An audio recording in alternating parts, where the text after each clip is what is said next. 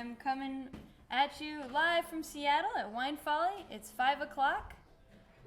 It's time for some wine. Today we're going to be talking about the difference between oak and unoaked wine through the wonder of Chardonnay.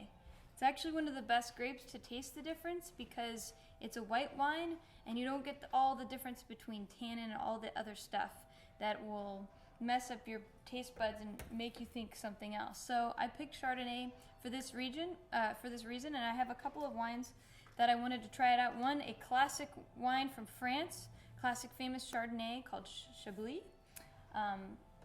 This is the wine that we're tasting tonight called Le Chablisain. It's a Chablis Premier Cru. It is fermented in oak, and we'll talk about that a little bit. And then the other wine that I have is from Parducci, from Mendocino County. It's called True Grit. It's their reserve Chardonnay, and this is the one that's aged in oak. And we'll talk about how these affect the wine and taste them. So if you're coming in from maybe the Wine Folly, if you logged in and if you went on the Wine Folly site, you'll see that there's something called live chat enabled below me. If you want to click on that, it'll take you to YouTube, and then you can actually talk to me in the chat bar on this side of me over here, and I can answer any questions you might have while this is happening, because that's what being live is all about. You can actually have a drink with me. So yeah, let's get right into it. And I want to start with the Chablis. So if you happen to have both wines, that's awesome. If you don't, you're just drinking something, just pay attention and we'll have fun. This first wine, Chablis, is a region that's actually a lot closer to Champagne than it is to the rest of Burgundy. Chablis is in Burgundy. And it's a very, very cool climate, producing some wonderful wines. The best wines from there come from these south-facing slopes, so they get the most sun. They have extremely chalky soils. This area is famous for producing wines in an unoaked style, although in the higher end you'll notice a lot of the producers use a bit of oak to add some richness. If you want to take a look at the wine and the color of the wine, you'll notice that it is a clear, it's bright, it has a very pale yellow with almost sort of a platinum or white gold fleck to it. It's just a very, very, very pale wine. Not a whole lot to see, looking at the quality of the wine. It's very, very light. There's not a whole lot there's no staining of the tears. Obviously it's a white wine, they won't do that. There's not a whole lot of variation. It's a young wine, and we don't see that it looks like it has a whole lot of alcohol. It's about average level in terms of when you see the tears going down on the side of the glass. Smelling this guy, it smells delicious. It's pretty intense, actually. Flies out of the glass at me. And I get notes of ripe pear, sort of this really interesting, almost like those yellow opal apples. I don't know if you've been seeing those in the grocery stores too. I get slightly underripe pineapple, lime peel. It's almost like saltwater quality, and then something that reminds me of crushed rocks. This wine, in essence, is the purity that is Chardonnay. That is what Chablis has always been classically known for, and any other producer in the world that is making an unoaked style is basically looking towards Chablis as their inspiration. So let's give it a taste.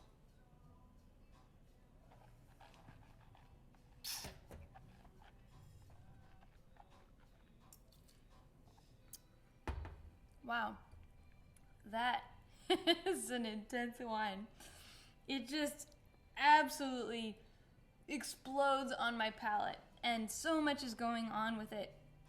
Just like, so much acidity. So much acidity. So this wine is definitely, I would put it to moderate to maybe high intensity. Very, very, very tingling acidity. Sort of fresh cut green apple leads into these yellow apple, and then when I taste a wine, I sort of get the first part of the palate is very fresh and green, and then on the middle of the palate, I get these sort of bruised apple notes, maybe almost like a mushroom, sort of a hazelnutty, sort of nutty quality on the finish, and a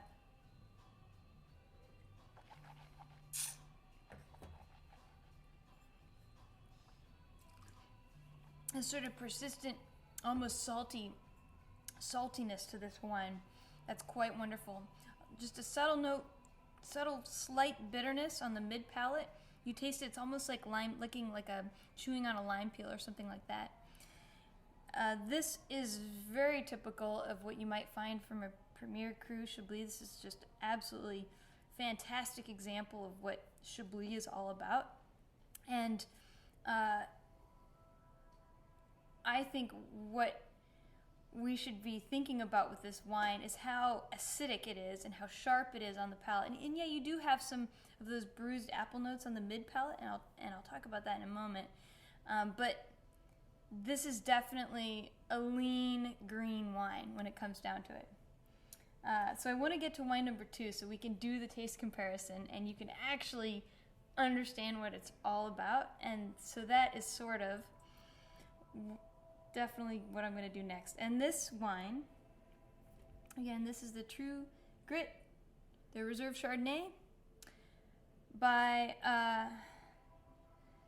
I do have a question come in, and I want to answer that before I get onto this one. And if the Chablis is not aged in oak, is it aged in stainless steel or in the bottle? That's a great question. Most producers will age their wines in stainless steel. Another very common thing you'll actually find in Chablis, especially at the higher end, is they'll age it in neutral oak barrels. Still oak, it is oak aged, but we're talking old barrels that have been used a million bazillion times.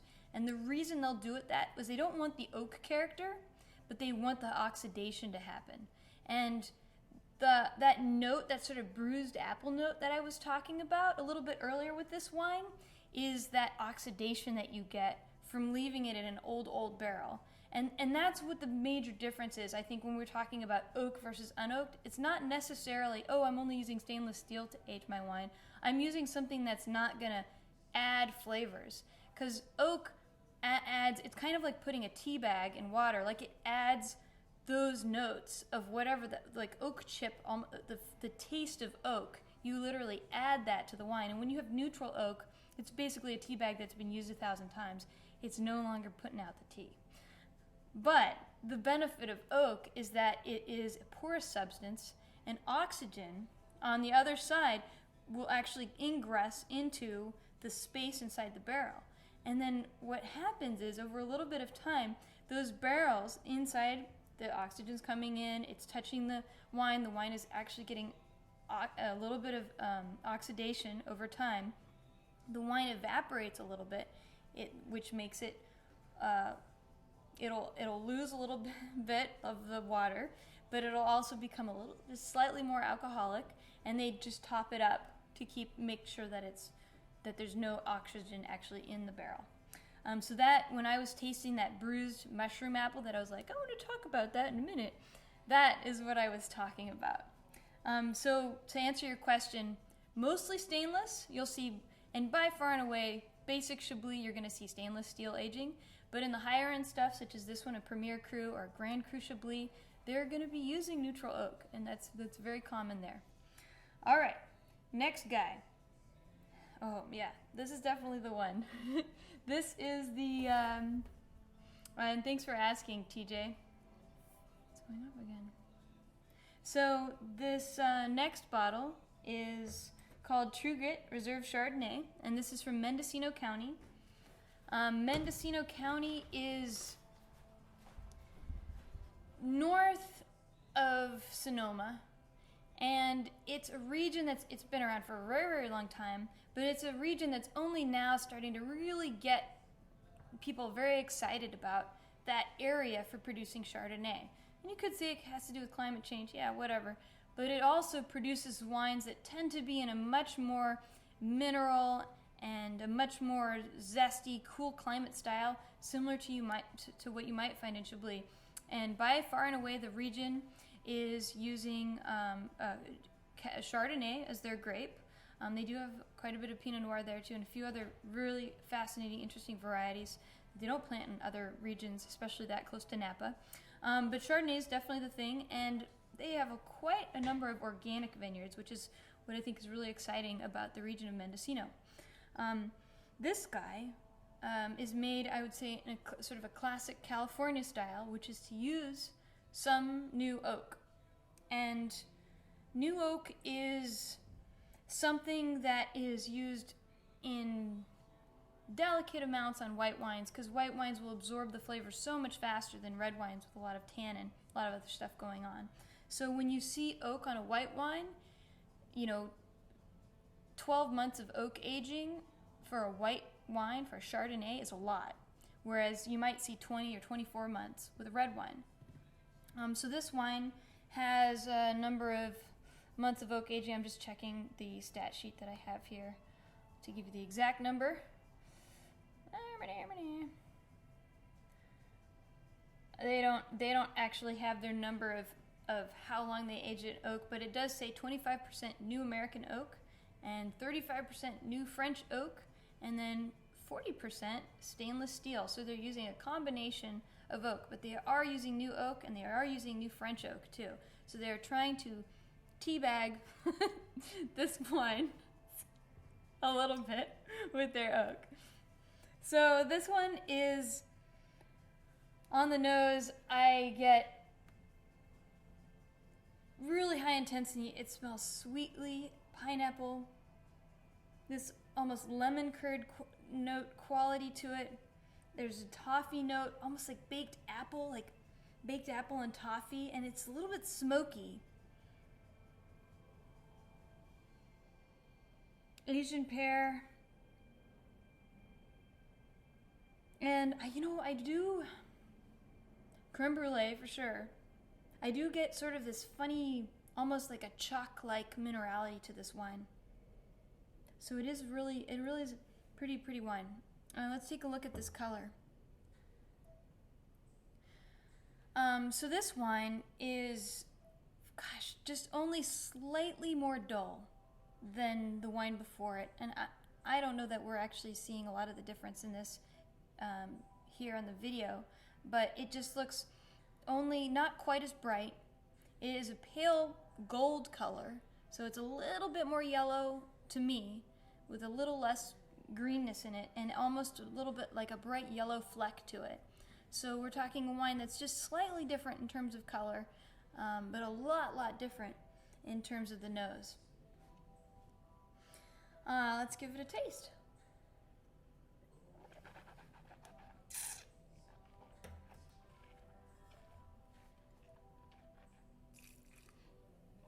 Wow. That is also a very bold wine, but bold in a different way.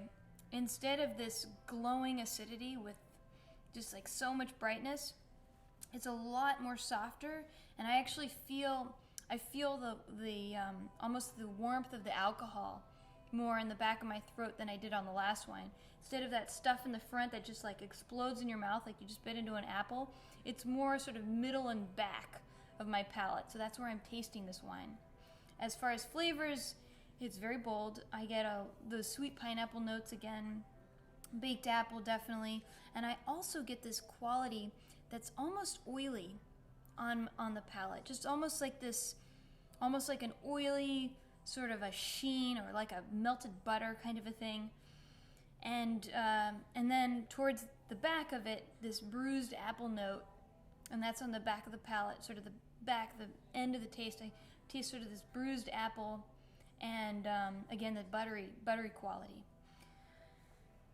I would say that the acidity compared to the last wine is reduced. I would say that I would think it at around medium, maybe just slightly over medium. It does have a lot of acidity being from Mendocino County, but because of the oak, it's a lot more smoothed out. This wine tastes also a little bolder in alcohol, and now we get into the quality of what the oak is doing to the wine. So here we had both wines, and I'll show them to you together, and I don't know if we can actually see the colors. This one over here, This one's the Chablis, and this one on this side, this is the Unoaked Chardonnay. So it's Chablis and Unoaked from Mendocino, the California wine. And these two, you know, they look a lot similar, but when you smell them, you can smell the difference immediately. This one smells like green apples and starfruit, and this one smells almost like toast and creme brulee and toffee, just right out of the glass. And if I really think about it, I actually feel like when I have these two together, instead of smelling the toffee and the vanilla like I would right in most notes, I actually smell the quality of the grapes over here, and I actually believe I smell the quality of the taste of the oak over here. Literally the taste of oak. And I don't know if you've ever had the opportunity, but if you take oak chips, and if you can find white oak chips, and you put them in a little bit of just like wine in a glass, just like this, and soak them in there, and then smell it, you will be smelling exactly the type of oak smell that people have in wine. And it's almost like a cola. It almost smells like a type of cola. So that's what I get out of this guy, and it's pretty incredible. I don't know if anyone has any questions about this specifically, but let's take a moment to talk a little bit about oak and how it's changed this wine, specifically in winemaking, and what's interesting about that. When you have a wine that's unoaked, it starts out with a lot more acidity, and then when you have a wine that's oaked, it tends to have a softer flavor, a little bit of a reduced acidity. Now, there's something that's going on here besides just the obvious thing, because it might, technically speaking, these actually have pretty similar acidity levels. So why does this one taste softer, this oaked one over here, and this one tastes so much sharper and more zesty? The primary reason for that, one of the main reasons for that, is due to something called malolactic fermentation. And what happens in oak barrels, and it's often, it's actually with a little bit of bacteria called Onococcus oni or something like that. And this little guy goes in there, and he goes in the wine, and he eats a type of acid and then poops out another type of acid. And the acid he eats is called malic acid. It's the same acid you would find in a green apple. And then the type of acid he poops out is called lactic acid. It's the same acid you find in milk. And that is why a lot of people describe wines that have gone through malolactic fermentation as having this sort of buttery, creamy quality. Well, they might not actually be tasting the oak necessarily, but they're tasting the quality of malolactic fermentation. The interesting thing about these two wines today is because this one was aged in neutral oak and in stainless steel tank as well. This is the Chablis over here. You get a little bit of that funkiness that you might have in malolactic fermentation, that creamy quality. Although I am doubtful that it has gone through malolactic fermentation. And I don't have the tasting note or the text sheet up right in front of me, but I'm doubtful simply because it has such high acidity. So yeah.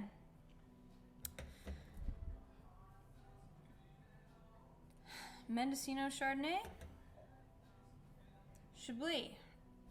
Does anyone have any questions about these wines or are interested in oak in general and want to know more while they have me drinking wine in front of them?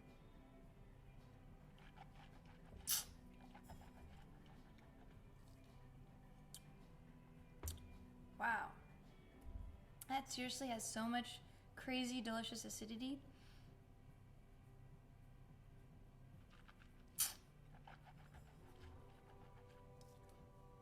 Intense, very intense. So much like creamy quality. Awesome. So I wanted to talk about a little bit about what's been going on with us. Oh, we do have a question that came in.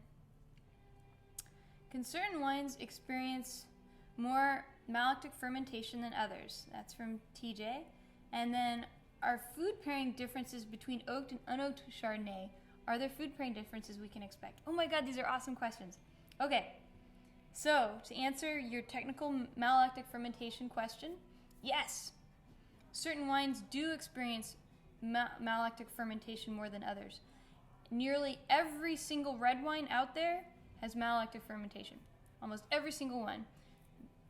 Maybe it's like 99.8% of red wines go through malolactic fermentation. Whereas, with white wines, very, very few white wines go through malolactic fermentation. In fact, it's something that they try to keep from happening. White wines are made in this fresh, floral, zesty style, like this Chablis over here, and they want to preserve that. Whereas with certain varieties, such as Viognier, Chardonnay, you sometimes see it with maybe Marsanne Roussanne from the Côte d'Aron region, or from a white Rioja from Spain. These white wines do go through malolactic fermentation. And to ask your question about food pairing differences between oaked and unoaked Chardonnay, let's just try to think about pairing these two wines, and we'll see where we go with it. So I'm going to start with the Chablis, and right away I get this sort of starfruit green apple quality. It has brilliant acidity, and when I start thinking about food, I keep going to sort of, I want fish, I want a very light chicken, I want something with green herbs on it, tarragon, maybe marjoram if I want to go that strong. Something with delicate flavors, maybe a creamy dish so it can absorb some of that acidity. The acidity can cut through it.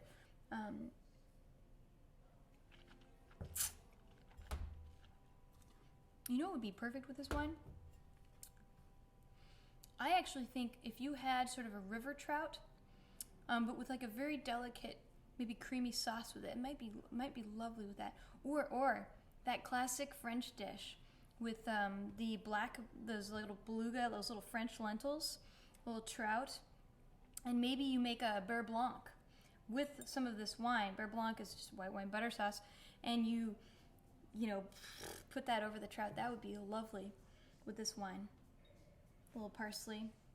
All right, so then when we try to think about pairing this oaky Chardonnay, wow. My mind immediately goes to coconut shrimp. It would be really, really good with some coconut shrimp, and maybe like a little of that my ploy sauce. That's sort of sweet, tangy sauce. That might be a little too intense for this wine.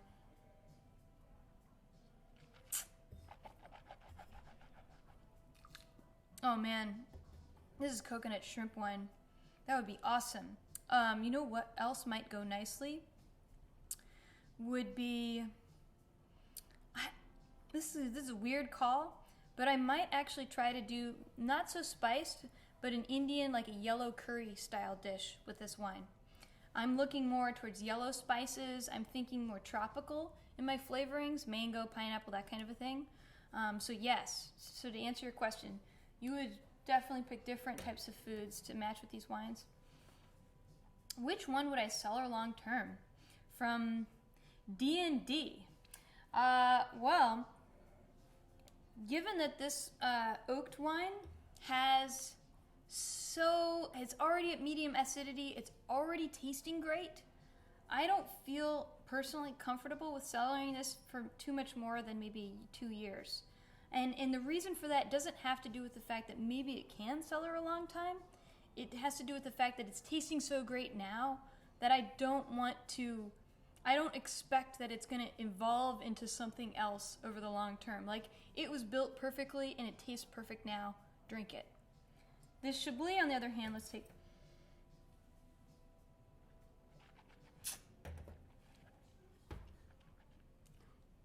Yeah, I think this one could cellar a little bit. And here's why.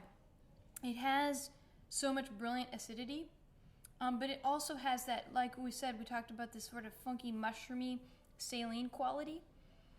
What happens over time when you cellar a wine is you lose some acidity, so it'll soften a bit. You also lose a touch of you lose a little bit of that bitterness. So this has a little bit of that weird, funny lime note bitterness. So it'll start to lose some of that over time.